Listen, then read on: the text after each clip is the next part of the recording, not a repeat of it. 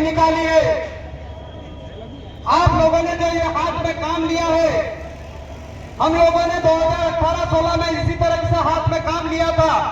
आप ही की तरह कम संख्या थी, पर आज की तारीख में हमारे बांसवाड़ा, डूंगरपुर, उदयपुर संभाग, जो उदयपुर संभाग है, वहां पर एक छोटा सा भी ज्ञापन होता है तो ये प्रशासन से पुलिस वाला हुआ है दौड़ता था इसे।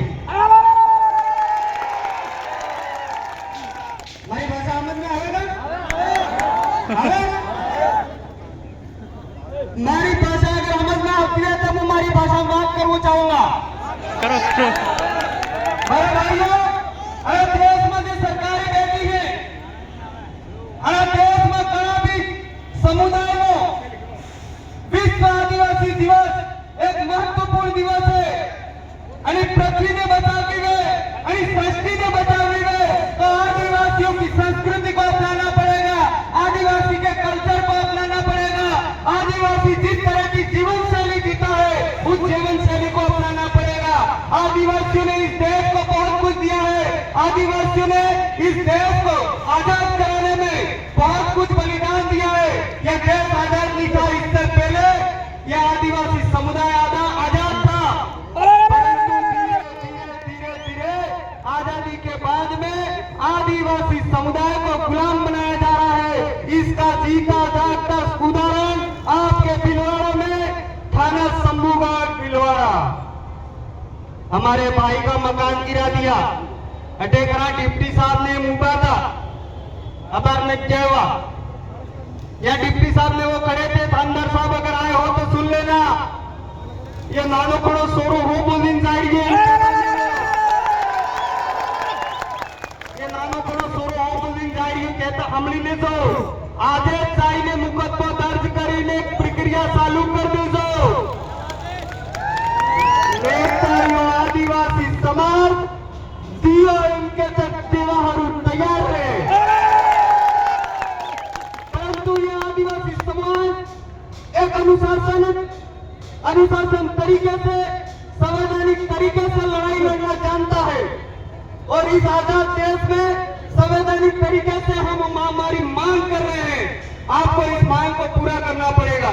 मेरे भाइयों, देश के सबसे बड़े पद पर विराजमान राष्ट्रपति महोदय ने अभी तक विश्व आदिवासी दिवस की शुभकामनाएं नहीं दी है। इस देश के प्रधानमंत्री ने हमारे विश्व आदिवासी दिवस की शुभकामनाएं नहीं दी। हमारे इस प्रदेश के मुख्यमंत्री पर्ची सरकार ने, जो भजन लाल जी अभी मुख्यमंत्री है, उन्होंने विश्व आदिवासी दिवस की शुभकामनाएं नहीं दी। आपके आदिवासी समुदाय को अगर बचाना है, आपके जल जंगल जमीन को बचाना है, आपके आने वाली पीढ़ी को बचाना है, तो इस आदिवासी समुदाय को सुरक्षित करना पड़ेगा। आपको अपने हक की लड़ाई को लड़ना पड़ेगा। आप सभी को तैयार होना पड़ेगा।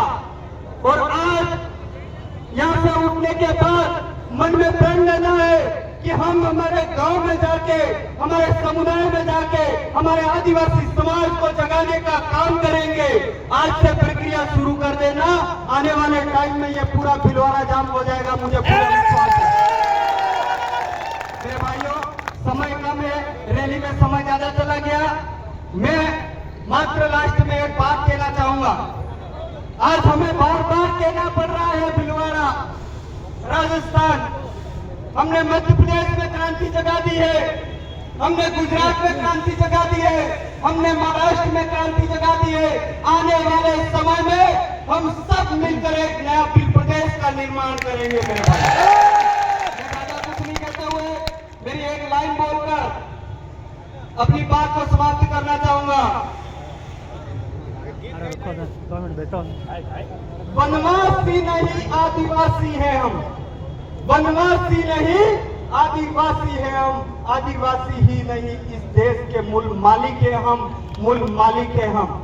मेरे भाइयों, आपने मुझे यहाँ बुलाया, आपने बोलने का मौका दिया।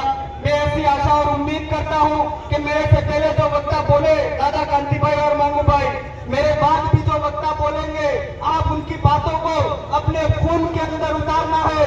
ये लड़ाई विरासत को बचाने की लड़ाई है। नहीं तो अगर आप इस टाइम आपकी विरासत को नहीं बचा पाए, आपकी अच्छी संस्कृति को नहीं बचा पाए, आपकी जंगल जमीन को नहीं बचा पाए, आपके पानी को नहीं बचा पाए, तो आने वाले समय में आप ही से पैदा हुए बच्चे आपको गालियां देंगे। बापों ने हमारे रक्षा नहीं करी, हमारे बाप दादाओं की विरासत की रक्षा नहीं करी, इसलिए हमको आज भटकना पड़ रहा है। वो बच्चे आपको गालियां देंगे। इसलिए मेरे भाइयों, मेरे युवा साथियों, मजबूती से ये लड़ाई लंबी है, ये लड़ाई मोटी है, तमने सबने मिलकर लड़नी है। और आने वाला टाइम में भीलवाड़ा पूरी जानता है वो कार्यक्रम करवो है। एक बार आप मजबूत हो जाओ, मूर्ति तो ये प्रशासन खुद कहेंगे साहब તમારા બિલનો બિલવાળો है, તમે को बटे लगाड़ो।